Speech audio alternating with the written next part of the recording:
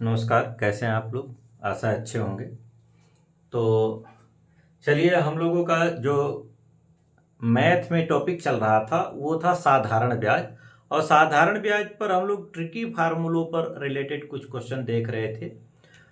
Tricky क्या, हम ये प्रयास कर रहे हैं कि आप सारे के सारे कॉन्सेप्ट और ट्रिक सब जानते हुए चलें, ताकि आपको किसी भी तरीके से कोई दिक्कत नहीं हो और आप किसी भी प्रकार का क्वेश्चन आसानी से कर सकते हैं। तो हम लोग इसको आगे बढ़ाएं उससे पहले एक बात मैं बता दूं कि एक बच्चे ने फ़ोन किया मुझे और कहा कि सर गणित मुझे नहीं आता है, मुझे समझ में नहीं आता है, क्या करें? तो करना क्या है, स्टार्ट में किसी को कुछ आता होता नहीं है, सब सीखी जाती हैं बातें, सारी चीज़ें। जो भी चीज़ है वो जितना आप अपने माइंड में स्टोर कर सकते हो और वक्त आने पर वो रिकॉल हो जाए, बस वही इम्पोर्टेंट है। और कोई चीज़ बहुत बड़ी रहती नहीं है। तो मुझे उनके उनके लिए एक हम लोग बचपन में एक कविता, बचपन क्या उससे और बड़े शायद इंटर उंटर में या हाई स्कूल में था, मैं बहुत कंफर्म नहीं हो पा रहा हूँ, लेकिन बड़ी अच्छी कविता थी। उसमें लिखा था कि नर हो न निराश करो मन को, कुछ काम करो कुछ काम करो, जग में रहकर कुछ नाम करो। यह जन्म हुआ किस अर्थ अहो समझो, जिसमें यह व्यर्थ न हो, कुछ तो उपयुक्त करो तन को, नर हो न निराश करो मन को। तो कुछ काम ऐसा नहीं है, बस केवल मेहनत करने की ज़रूरत है। अगर हम काम करते रहें तो कोई भी चीज़ कठिन नहीं होगी आपके लिए। काम करते रहिए, मेहनत करते रहिए, रिवीजन करते रहिए, चीज़ें कन्फर्म होती रहेंगी। और अगर जहाँ भी कोई दिक्कत हो रही है, आप हमसे मदद ले सकते हैं। हमें जितना आता होगा उतना मैं आपकी मदद करूंगा। किसी भी तरीके से आपको समझाने का प्रयास किया जा सकता है। तो चलिए टॉपिक पर आते हैं। टॉपिक में जो कुछ अभी तक पढ़ा हम लोग उसके आगे चलते हैं। कुछ एक दो क्वेश्चन मैंने दिया होगा, आप उसे किए भी हैं, कई लोगों ने उसका जवाब भी दिया।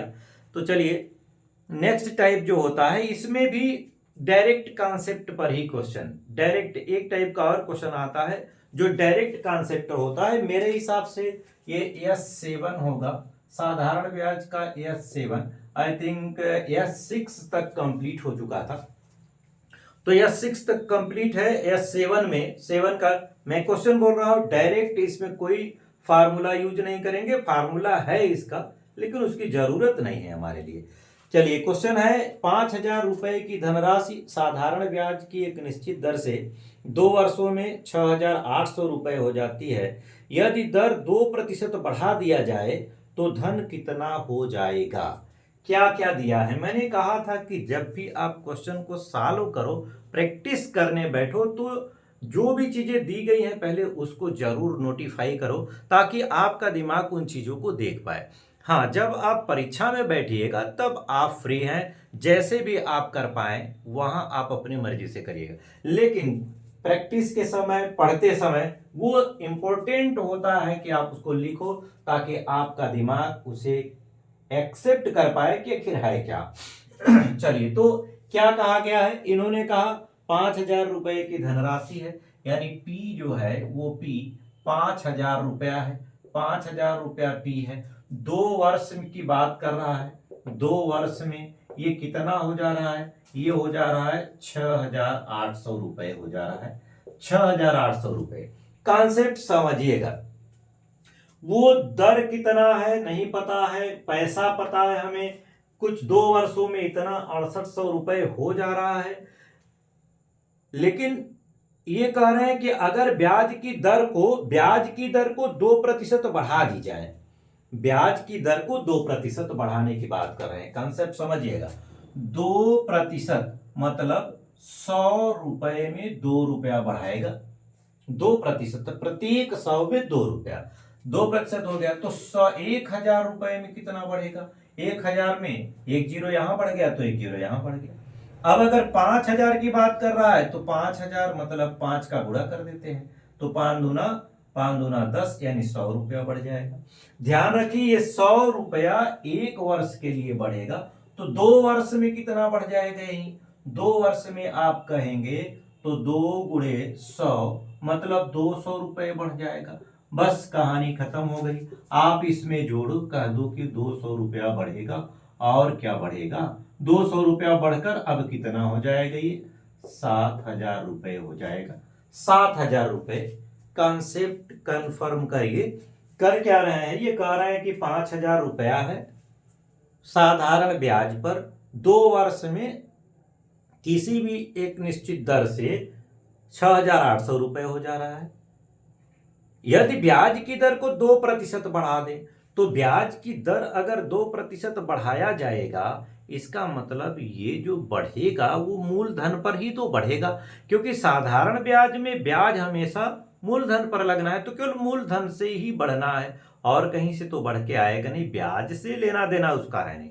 तो 2% बढ़ने का मतलब 100 में 2 बढ़ेगा तो 1,000 में 20 बढ़ जाएगा। 5,000 में बढ़ना है तो 5 का गुणा कर दीजिए, 20×5 100 हो गया। 100 रुपया बढ़ गया। 1 वर्ष में 100 रुपया बढ़ेगा तो 2 वर्ष में कितना बढ़ेगा? 200 रुपया बढ़ेगा।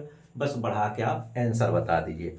अगला क्वेश्चन सेम इसी टाइप के मैं कोशिश करता हूं कि एक या दो क्वेश्चन कम से कम बताया जाए, जिससे आप चीजों को क्लियर कर पाए कि इसमें पूछा क्या जा रहा है और हमें करना क्या है।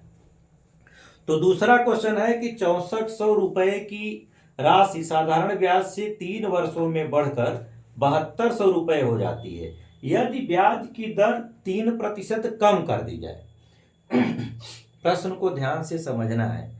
ब्याज की दर इस बार कम करने के लिए कह रहा है। अगर कम करने के लिए कहेगा तो भी तो कार्य हमें मूलधन पर ही करना है, तो प्रक्रिया वही करनी है, केवल घटाना है, कम करने पर घटा देना है। क्या क्या दिया है इन्होंने पी के रूप में, मूलधन के रूप में दे रखा है 6400 रुपया 6400 रुपया। और टी वर्ष, समय कितना दिया है? समय दे रखा है इन्होंने, समय दे रखा है 3 वर्ष।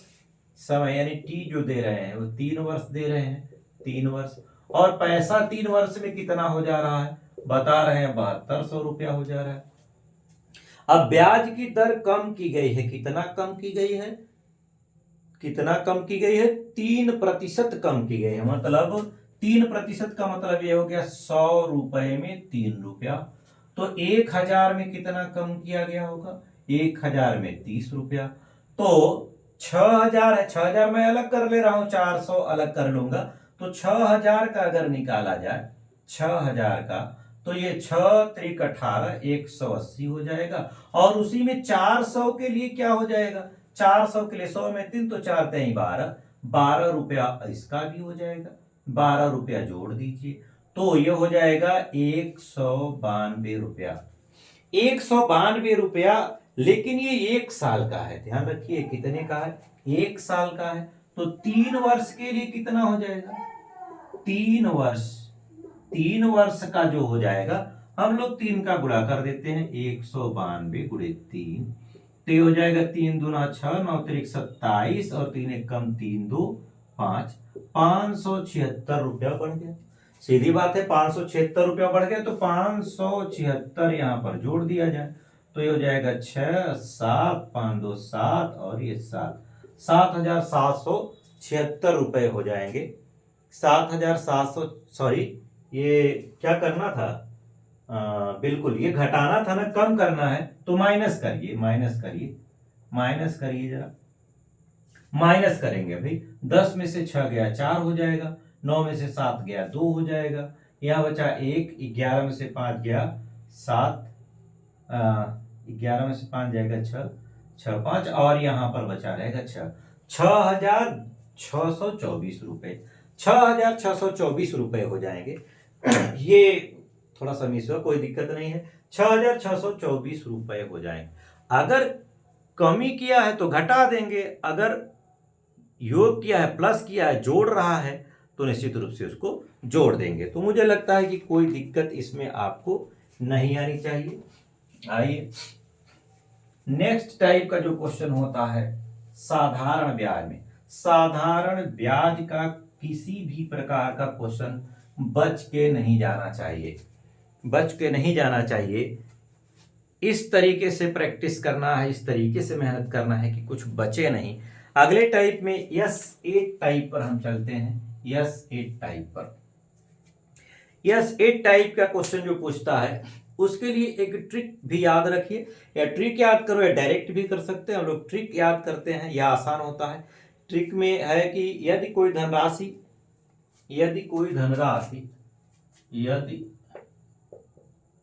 यदि P रुपए की धनराशि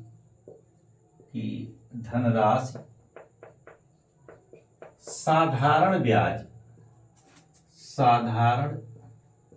ब्याज पर पहले T1 वर्षों के लिए R1 प्रतिशत दर से अगले T2 वर्षों के लिए R2 प्रतिशत दर पर तथा अगले T3 वर्षों के लिए R3 प्रतिशत दर पर दिया जाए, और कुल समय की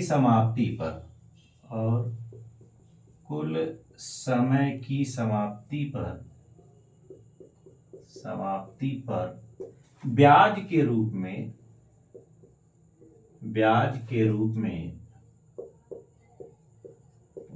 में X रुपए प्राप्त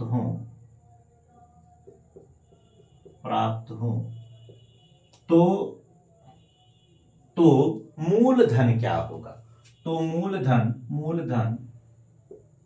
मूलधन P बराबर हो जाएगा X इंटू 100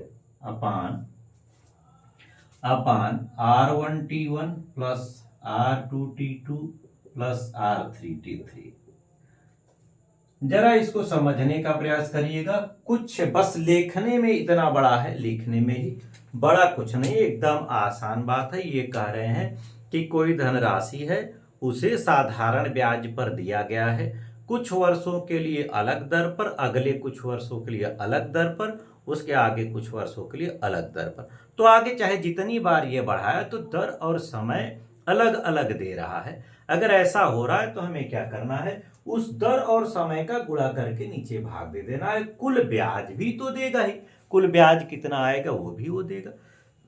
तो इस तरीके से एक टाइप का यहाँ क्वेश्चन बनेगा। इस पर चलिए कुछ जो क्वेश्चंस हैं उस पर बातचीत किया जाए। फार्मूला आप इसे जरूर याद करिए, कुछ खास नया या अलग से फार्मूला नहीं है, आसान सा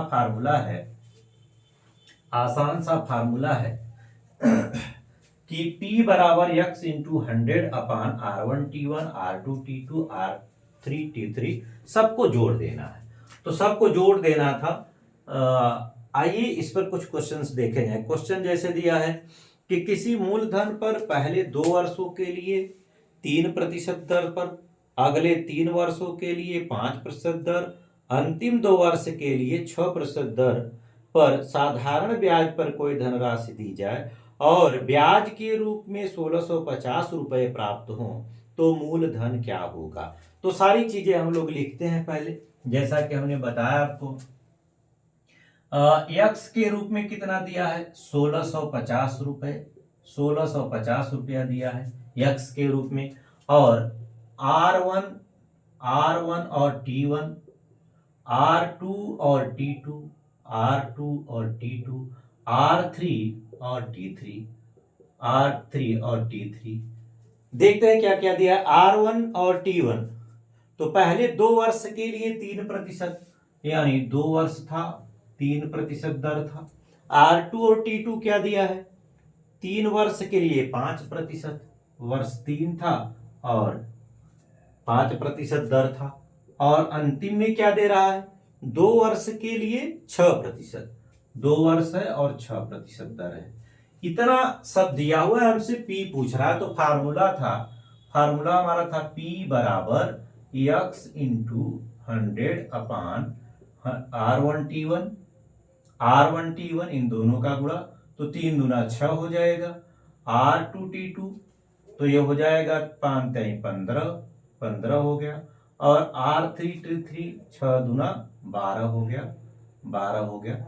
तो ये कुल मिला के यहां पर P कितना दिया है, S दिया है x 1650, तो हम लोग इसे जोड़ दें तो 1650 गुणे 100 और बटे में हो जाएगा 12 6 18 और 15 33 हो जाएगा। क्या ये कटेगा? 3 5 15, 3 5 15 बिल्कुल कट जा रहा है। ये कट जा रहा है आपका 5 बार में कट जा रहा है, एक जीरो यहाँ पर है, तो पैसा हो गया 5000 रुपया। 5000 रुपया वो दिया गया होगा, 5000 रुपए की धनराशि होगी। ध्यान क्या देना है कि टोटल ब्याज कितना मिला हुआ है, R1T1 R2T2 R3T3 कितना है, सबका मल्टीप्लिकेशन करके नीचे डिवाइड में जोड़ देना है। ये इस तरीके से। अगला क्वेश्चन सेम इसी टाइप का एक क्वेश्चन और देखते हैं, सेम इसी टाइप का, ताकि आपके पास दो प्रकार के दो क्वेश्चन हो जाए सेम टाइप के, तो आपको समझने में दिक्कत नहीं होनी चाहिए। चलिए, तो अगला क्वेश्चन यहाँ पर कह रहा है कि कोई धनराशि साधारण ब्याज पर पहले 2 वर्षों के लिए 8% दर पर, अगले 2 वर्षों के लिए 10% दर पर और अंतिम 1 वर्ष के लिए 14% दर पर दी जाती है। यदि ब्याज के रूप में कुल 1550 रुपए प्राप्त हुए हों तो वह धन क्या है। फिर से हम वो सारी चीज लिखेंगे। यक्स दे रखा है इन्होंने, यक्स रख दिया है 1550 रुपया, T1 R1 और T2 R2 और T3 R3, तो जो भी दिया है T1 R1 T2 R2 और T3 R3 मैं वहां रख रहा हूं।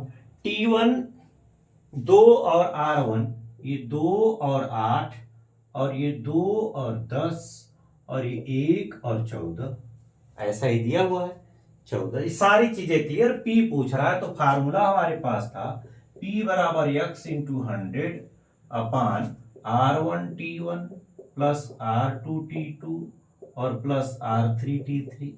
अब वैल्यू रख दिया जाए, यहां मैं रख रहा हूं वैल्यू। तो ये 1550 हो गया, गुणे इन दोनों का गुणा 8 दूना 16, ये गुणे 100 कर दे रहा हूं, नीचे आते हैं तो ये 8 दूना 16 हो जाएगा, प्लस 10 दूना 20 हो जाएगा, प्लस 14 कम 14 हो जाएगा। जोड़ दिया जाए तो 16 20 36 14 50 हो जाएगा, तो ये हो जाएगा 1550 गुणे 100 बटे 50। तो ये काट दीजिए, 2 बार में कट गया, तो 15 दूना 30 एक 3100 रुपए हो जाएगा। 3100 रुपए हो गए, 3100 रुपए। मुझे नहीं लगता कोई दिक्कत है।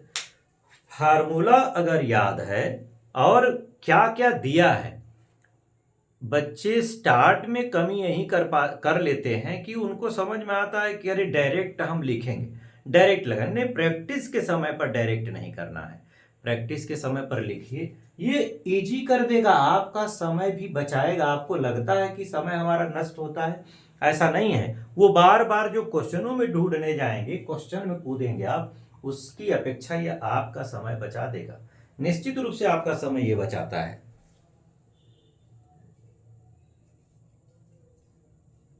तो आप इस टाइप के क्वेश्चन को बड़े आसानी से कर सकते हैं, उसमें कोई दिक्कत नहीं आएगी कोई दिक्कत नहीं आएगी। अब नेक्स्ट टाइप के क्वेश्चन में चलते हैं हम लोग। नेक्स्ट टाइप के क्वेश्चन में यस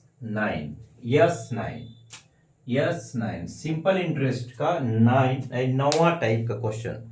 9वें टाइप के क्वेश्चन में आप देखिए, इसमें क्योंकि ट्रिक वाला टॉपिक चल रहा है, ट्रिकी, और जहां कॉन्सेप्ट की जरूरत है, कॉन्सेप्ट, हम लोग यहाँ पर बहुत विद्वान बनने के लिए नहीं आए हुए हैं। हमारा काम बन जाए, हमें परीक्षा में क्वेश्चन हमारा हल हो जाए, हमें जितना ज़रूरत है उतना हमारा काम बन जाए। क्या ज़रूरत है बहुत विद्वता प्राप्त करने की, उस पर नहीं आ रहे हैं। तो जो भी इम्पोर्टेंट लगता है मैं वही टॉपिक लेके आ रहा हूँ, और मुझे फिर पूरा विश्वास है कि यदि इन सब चीज़ों को आप बारी बात समझ लेते हैं, पढ़ लेते हैं, तो आपको और एक्स्ट्रा अलग से कुछ करने की ज़रूरत नहीं पड़ेगी।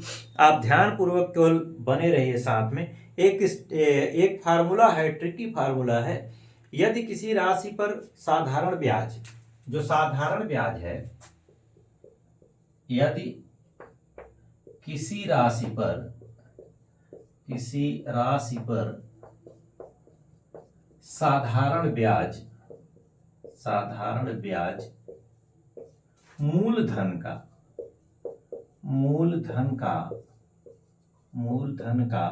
यम बटा एन गुना हो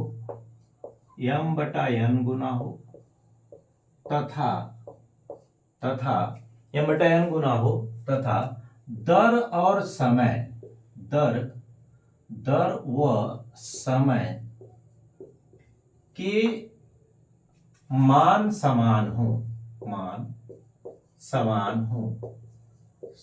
हो तो या तो दर पूछ ले, दर या समय पूछ ले, या दर पूछ ले या समय पूछ ले, तो ये हो जाता है अंडर रूट यम बटे एन इंटू 100। ध्यान रखिए यहां दर और समय का आंकिक वैल्यू समान होने की बात कर रहा है। मतलब 10% है तो 10 वर्ष, 5% है तो 5 वर्ष, 3% दर है तो 3 वर्ष। ये दोनों समान अगर हैं तो आप इस कंसेप्ट का या इस फार्मूले के, स्ट्रिकी फार्मूले का प्रयोग कर सकते हैं। ये बहुत इजी है और प्रश्न आए हैं, प्रश्न पूछे जा रहे हैं तो ये इंपॉर्टेंट भी है। जैसे इससे कुछ क्वेश्चन देखे जाएं, इससे एक दो क्वेश्चन इजी है तो बहुत मतलब बहुत डीप नहीं जाना है, इससे सरल क्वेश्चन आते हैं। जैसे इसमें कहा कि यदि कोई धनराशि साधारण ब्याज से मूलधन का 16/9 ब्याज देता हो, मूलधन का 16/9 ब्याज देता हो, तो ब्याज की दर तथा समय समान है, तो ब्याज की दर क्या है? तो ब्याज की दर क्या हो जाएगी? दर आर बराबर आप लिख लेंगे अंडर रूट यम बटे एन इंटू 100। तो यम बटे एन, यम कितना हो गया है? ये 16/9 कह रहा है, 16/9 गुणे 100 कर दिया। कैलकुलेशन करें, कट पीट रहा है नहीं कट रहा है, तो कुल मिला के 4 यानी 4 और 10 40/9 आ जाएगा। 40/9 का मतलब हो गया 9 चौक 36, 4 सही 4/9% दर हो जाएगा। दर पूछेगा तो दर लिख देंगे, समय पूछेगा तो समय लिख देंगे, उसमें कोई दिक्कत नहीं। एक क्वेश्चन कह रहा है कि कोई धनराशि साधारण ब्याज के रूप में मूलधन का 64/81 प्रदान करता है। यदि दर और समय समान हो तो समय कितना होगा? समय पूछ रहा है तो टी पूछ रहा है, तो टी फार्मूला तो वही है यम बटे एन इंटू 100। तो यम बटे एन यानी 64/81 दे दिया इंटू 100। तो आप कट उठ रहा है, नहीं कट रहा है, तो ये हो जाएगा 80/9 हो जाएगा। तो 80/9 वर्ष या 9 8 72, 8 बार जाएगा, फिर 8 बचा भी रहेगा, इतना वर्ष हो जाएगा, 9 वर्ष हो जाएगा। तो मुझे नहीं लगता कि कोई दिक्कत है इसमें। कॉन्सेप्ट केवल यानी कि स्टेटमेंट को कोरिलेट करा पाए, प्रश्न से स्टेटमेंट को कोरिलेट कराना बड़ा इंपॉर्टेंट होता है। कई ऐसे क्वेश्चन आते हैं जिसमें थोड़ा सा घुमा फिरा के कोई बात कह दी जाती है, तो हम लोग उसको कोरिलेट नहीं कर पाते। कोरिलेट कराना बड़ा इंपॉर्टेंट है। जैसे एक बढ़िया सा क्वेश्चन दिया है इसने कि कोई धनराशि साधारण ब्याज से ब्याज के रूप में मूलधन का 49% प्रदान करती है। मूलधन का 49% ब्याज देता है, 49% ब्याज देता है। 49% ब्याज देने का मतलब 49% ही या 49/100 गुना कर देता है, 49/100 गुना कर देता है। तो आप यहाँ पर तो और दर समय समान दिया है तो टी पूछ रहा है, टी क्या हो जाएगा, अंडर रूट केवल आपको 49% लिखना है और गुणे 100 तो रहेगा ही, गुणे 100 तो रहेगा ही। तो ये आपका 100 से 100 कैंसिल, 49 यानी 7 वर्ष आ जाएगा। इजी क्वेश्चन, और ये बड़ा रिपीटेड क्वेश्चन है, बड़ा कई बार पूछा गया, कई बार ये पूछा है। 81% दे दे, साधारण ब्याज मूलधन का 81% हो जाता है, और ब्याज और दर का आंकिक मान समान हो तो ब्याज दर कितना होगा, समय कितना होगा, ऐसा पूछा जा सकता है। तो मुझे नहीं लगता, इस बात पर ध्यान रखिएगा, ये कहीं से मिस करने के चांसेस लगते हैं यहाँ पर, तो इसे अगर ध्यान से समझेंगे तो गलत नहीं होगा। चलिए, तो इस टाइप के क्वेश्चन को भी हम यहीं पर रोकते हैं। बहुत इंपॉर्टेंट टाइप के क्वेश्चंस हम लोग पढ़ रहे हैं साधारण ब्याज में। साधारण ब्याज में यस 10 10वें प्रकार का क्वेश्चन, साधारण ब्याज में 10वें प्रकार का क्वेश्चन। मैंने कोशिश किया है कि साधारण ब्याज में जितने भी प्रकार के क्वेश्चन पूछे जा सकते हैं उतना इसमें रखा जाए। इसके अलावा भी कुछ टाइप के और क्वेश्चन हैं जिसे हम लोग स्पेशल वीडियो, इस पर मैं स्पेशल वीडियो बनाऊंगा। हर चैप्टर से लगभग 50 क्वेश्चन, 40+ क्वेश्चन जो हिट क्वेश्चन होंगे और सीधे परीक्षाओं में रिपीटेड बार पूछे गए होंगे, उसके लिए हर चैप्टर से, चाहे वो प्रतिशत हो, चाहे लाभ हानि हो, चाहे साधारण ब्याज होगा, चक्रवृद्धि ब्याज होगा, या आगे के जितने भी चैप्टर्स हम पढ़ते और पढ़ाते चलेंगे, सारे का अभी जैसे ही ये प्रोसेस चलता रहा है, मैं उसे बना रहा हूँ, जैसे ही कंप्लीट होते जाएंगे एक एक वीडियो में उस पर भी डालता चलूँगा। लेकिन इसके अलावा आप ये जो वीडियोज जा रहे हैं आपके पास, उसको ध्यानपूर्वक देखिए, समझिए, और उसे उसी टॉपिक के जो उस टाइप के क्वेश्चन आपको किताबों में मिल रहे हैं उसे हल करिए। तो चलिए, S10 टाइप के क्वेश्चन में चल रहे हैं। बड़ा ही इंपॉर्टेंट ये क्वेश्चन बनते हैं। देखिए, एक टाइप का क्वेश्चन आता है जिसमें किस्तों से रिलेटेड क्वेश्चन बनते हैं। किस्तों से संबंधित दो तरह के क्वेश्चन बनते हैं, एक साधारण ब्याज में बनता है, एक चक्रवृद्धि ब्याज में भी बनता है। साधारण ब्याज में जब बनेगा तो बोलेगा वो साधारण ब्याज, या चक्रवृद्धि ब्याज में बनेगा तो चक्रवृद्धि ब्याज का नाम लेगा। अगर नाम नहीं ले रहा है तब क्या करना है, तब आपके पास दो रास्ते हैं। एक तो आप कैलकुलेट करके देख लो, नहीं तो ज्यादातर केस में अब जो प्रोसेसिंग चल रही है वो चक्रवृद्धि ब्याज का चल रहा है, तो आप चक्रवृद्धि ब्याज लगा सकते हैं। लेकिन सामान्यतः साधारण ब्याज से पूछे गए प्रश्न ज्यादा पूछे गए हैं, वो लिखा भी रहता है, तो आप समझ भी सकते हैं वहां पर। तो जैसे जैसे इसका स्टेटमेंट जो बनेगा, यदि X रुपए की धनराशि साधारण ब्याज की T समान किस्तों में दिया हो, यदि X रुपए की धनराशि साधारण ब्याज की T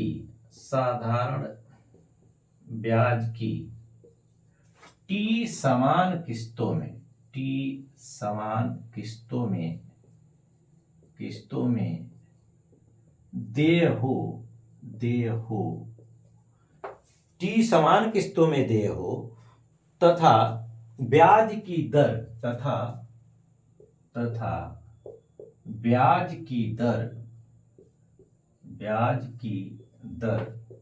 R% हो, तो प्रत्येक वार्षिक किस्त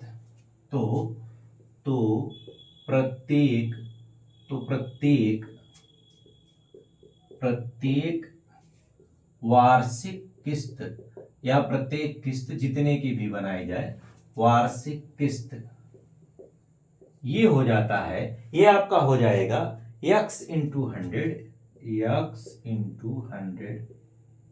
अपॉन 100 इंटू T प्लस ये हो जाएगा T-1, फिर प्लस T-2, फिर प्लस, इस तरीके से चलता जाएगा T-T तक। टी माइनस टी तक और इंटू आर। ये फार्मूला आपको थोड़ा सा बड़ा दिखाई जरूर दे रहा है, लेकिन ये बहुत बड़ा फार्मूला है नहीं, समझने की दृष्टि से बहुत ही इजी है, बड़ा छोटा हो जाता है। तो इसमें क्या कह रहे हैं, कह रहे हैं कि यदि x रुपए की धनराशि साधारण ब्याज की टी समान किस्तों में देय हो तथा ब्याज की दर 8% वार्षिक हो, तो प्रत्येक वार्षिक किस्त क्या होगा। तो प्रत्येक वार्षिक किस्त में जो टोटल धनराशि है x इंटू 100 किया और 100 इंटू टी किस्तों की संख्या है। अब ये ही टी में से पहले एक बार एक घटाइए जो आएगा, फिर टी में से 2 घटाइए जो आएगा, टी में से 3 घटाइएगा जो ये तब तक लेकर चलना है जब तक कि जीरो ना हो जाए, क्योंकि जीरो के बाद वो खत्म हो जाएगा। प्लस है, ध्यान रखें बीच में प्लस है, और फिर पूरे में इंटू कर दीजिए आर का। कोई खास कठिन नहीं है, बस रिवीजन एक दो बार अगर इसको लिख लेते हैं, लिख कर अगर आप रिवीजन करते हैं तो बड़े आसानी से हो जाएगा। इस पर क्वेश्चन देख लिया जाए, इस पर क्वेश्चन लिखा जाए, वेरी वेरी इंपॉर्टेंट मैं कह दूं तो ये गलत नहीं है, क्योंकि साधारण और चक्रवृद्धि ब्याज के किस्तों पर आधारित जो क्वेश्चन होते हैं उसमें साधारण ब्याज से सबसे ज्यादा बार पूछा गया, सबसे ज्यादा बार पूछे जाते हैं क्वेश्चन सबसे ज्यादा बार पूछे जाते हैं। तो जैसे क्वेश्चन है, यदि 25,200 रुपए की राशि 3 बराबर किस्तों में देय हो और ब्याज की दर 5% हो, तो प्रत्येक वार्षिक किस्त क्या है। तो जरा जो जो दिया है उसको लिखते हैं। क्या दिया है, पैसा दिया हुआ है 25,200 रुपया, 25,200, और टी दिया है 3 बराबर किस्त है, आर दे रहा है 5%, आर दे रहा है 5%।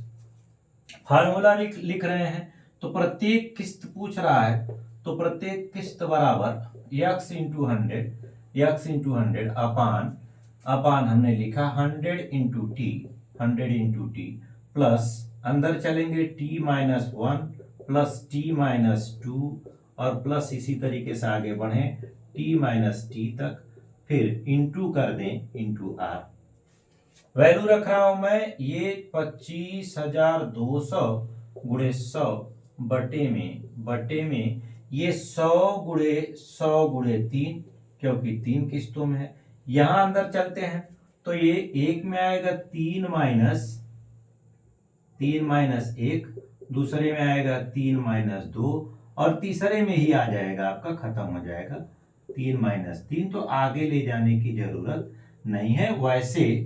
वैसे आप चाहें तो 3 माइनस 2 तक ही, जितना है उससे एक कम तक ही, क्योंकि उसके बाद जीरो जोड़ने का कोई वैल्यू नहीं होगा। तो अब यहाँ कैलकुलेशन कर लिया जाए, 25,200 गुणे 100 बटे ये 300 हो जाएगा, ये 2 और 1 3 हो जाएगा, 15, तो 315 हो जाएगा। ये 315 हो जा रहा है, तो क्या 315 से ये कट जाएगा, 315 से काटा जाए तो 8 त्रिक 24 और 15 दिया 45, ठीक कट जा रहा है। ये 8 बार में कट जा रहा है, 8 बार में, तो ये 80 हो जाएगा।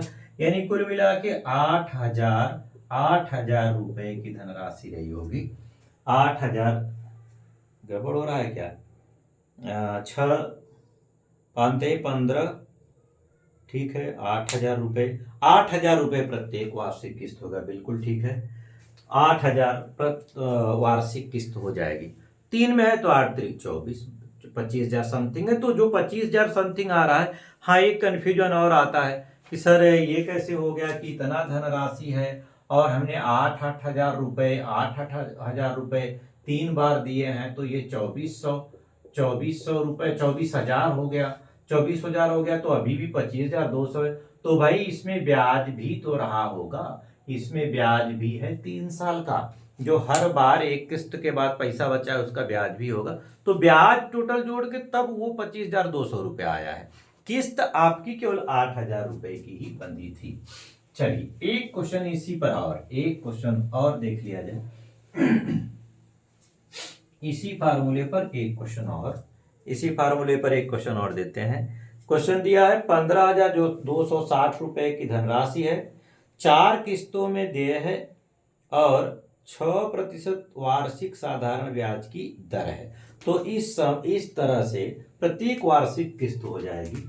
तो प्रत्येक वार्षिक किस्त के लिए यक्स लिख ले रहा हूं 15,000, यक्स है 15,260, 15,260, और टी है 4, और आर कितना दिया है, आर दे रहे हैं 6%, तो आर है 6%।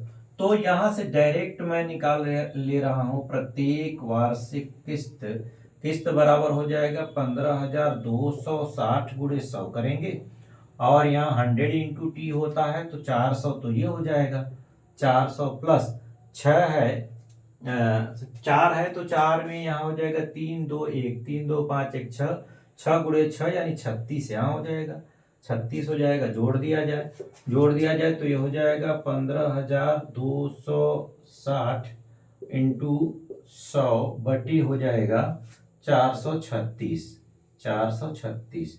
तो 436, 4 3 12, 436 हो जा रहा है, तो कटेगा 3, 4 3 12, 35, 35 बार में कट जाएगा ये 35, 35 बार में कट जाएगा, तो ये 100 बचा रहेगा। तो कुल मिला के आ जाएगा आपका 3500 रुपया।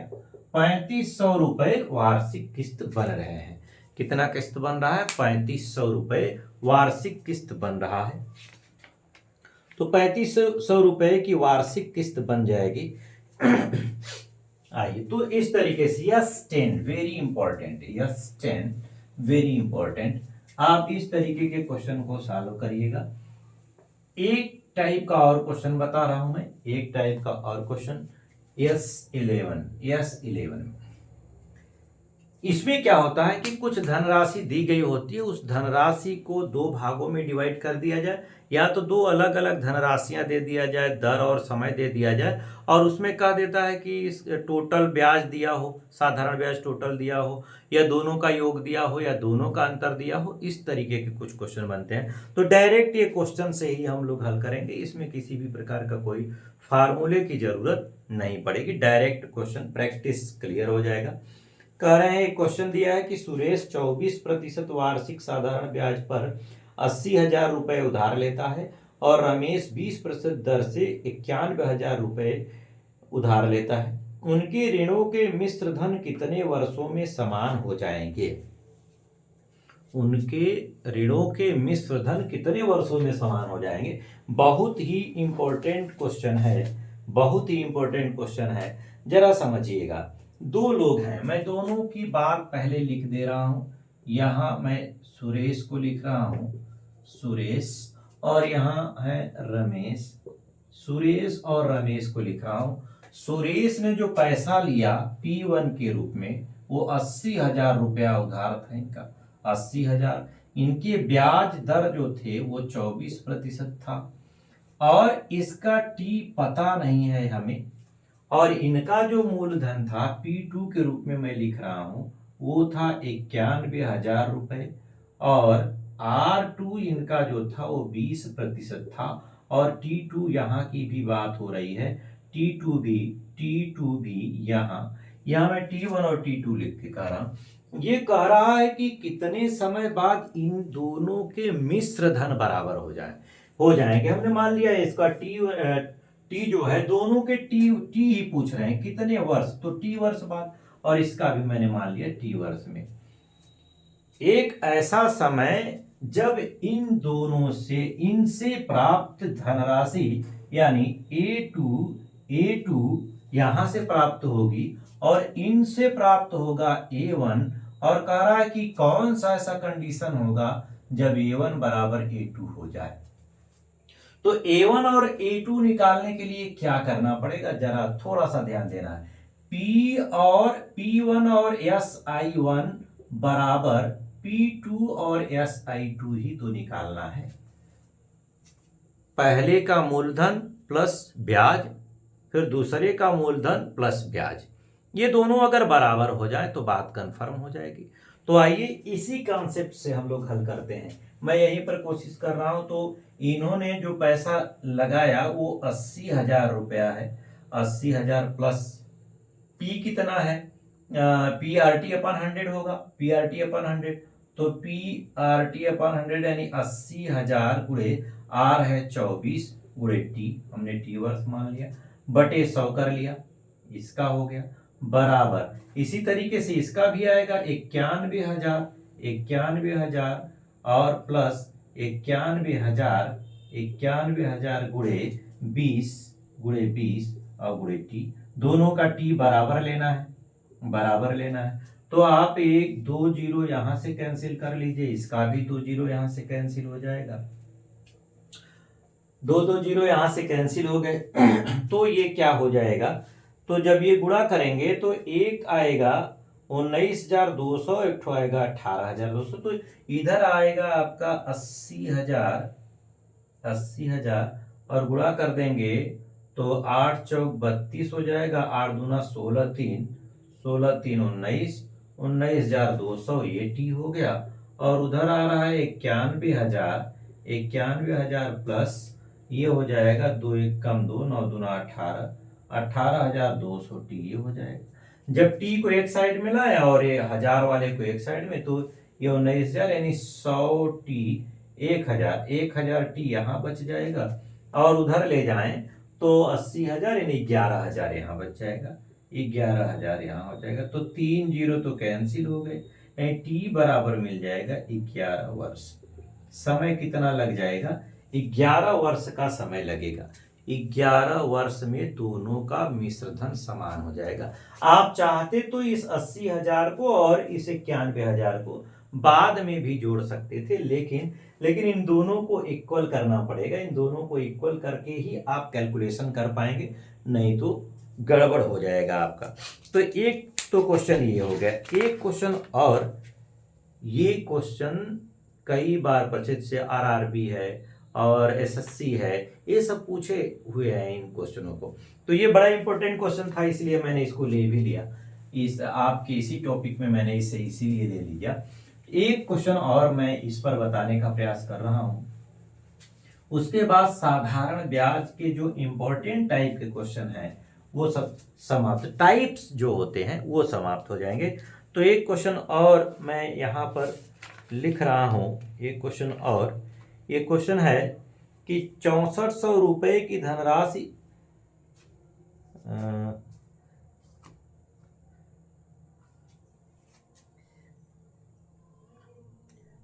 एक मिनट,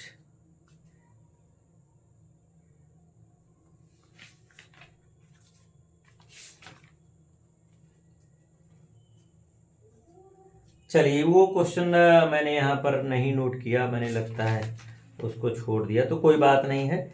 हम 2-3 क्वेश्चन आपको दे रहे हैं, 3 इंपॉर्टेंट क्वेश्चन अभी दे रहे हैं। आप उन 3 क्वेश्चनों को हल करके कमेंट में बताइएगा कि उसका जवाब क्या है। आप कमेंट में जवाब देंगे तो मैं उसका आंसर आपको अगले वीडियो में बता दूंगा, अगले वीडियो में या वहीं पर बता दूंगा कि क्या ये सही है या गलत है, सही है या गलत है। तो क्वेश्चन है, क्वेश्चन नंबर 1 है, क्वेश्चन नंबर 1, 3 क्वेश्चन है कि 6400 रुपए की धनराशि 6% वार्षिक साधारण ब्याज की दर पर कितने समय में 7,168 रुपए हो जाएगी। ऑप्शन 4, 2, 3, 6 दिया हुआ है। फिर दे रहा है कि दूसरा क्वेश्चन है 10% वार्षिक साधारण ब्याज की दर से कोई धन कितने समय में 2 गुनी हो जाएगी, कोई धन कितने समय में 2 गुनी हो जाएगी। ऑप्शन है 5, 10, 12, 15। फिर उसके बाद तीसरा क्वेश्चन है साधारण ब्याज की 6% वार्षिक दर पर दिए कोई धन राशि कितने वर्षों में अपने मूल्य में 50% की वृद्धि कर लेगी, अपने मूल्य में 50% की वृद्धि कर लेगी। ऑप्शन है 7, 8 सही 1/2, 8 सही 1/3 और 9। ये 3 क्वेश्चन है, 3 इंपॉर्टेंट क्वेश्चन है, 3। तो ये 3 इंपॉर्टेंट क्वेश्चन, इन तीनों को आप करके इसका कमेंट में आंसर बताइएगा, कमेंट में आंसर बताइएगा 1, 2 और 3, ये कमेंट में इसका आंसर बताइएगा। तो मुझे लगता है कि आपको ये वीडियो अच्छा लगा होगा। इसे आप ध्यानपूर्वक पढ़ते चलिए। हाँ, इसमें अगर कहीं कोई सुधार जैसी चीज़ समझ में आ रही है, कोई और चीज़ें इंक्लूड करने लायक लग रहा है, तो आप कमेंट में हमसे कह सकते हैं। निश्चित रूप से मैं उसे जोड़ूंगा। Thank you.